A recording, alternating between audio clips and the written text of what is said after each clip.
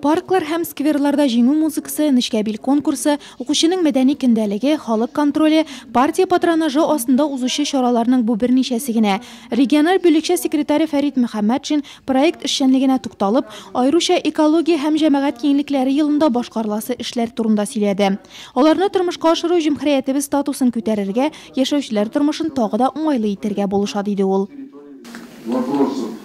Устройство, создание комфортной среды проживания, учебы, жизни нашим россиянам, реально татарстанцам, о которых мы с вами сегодня говорили, и партийно-проектный подход под партийным патронажем становится актуальным, поскольку Единая Россия, руководящая партия, и не только партия парламентского большинства, и она имеет возможность влиять на финансирование этих проектов.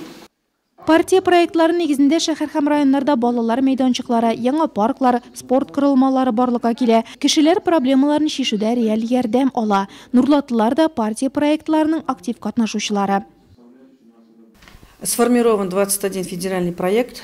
21 федераль проект формалашты. Әйтергә кирәк, безнең район барлык проектларда да катнаша. Бу сәламәтлек саклау, спорт тәрбиясе, нык гаилә, балалар илне ясый, гражданнар университеты.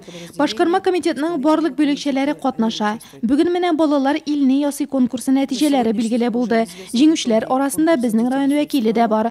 Гражданнар университеты бәйгесендә дә башлангыч бүлекчәләрдән вәкилләр катнаша һәм елда безнекеләр иң яхшылар 20-легенә керә. Моннан тыш тарихи хәтер проектында да уңышлы катнашып киләбез. Безнең укучылар һәм Нурлат китапханәсе республика дәрәҗәсендә бүләкләнде.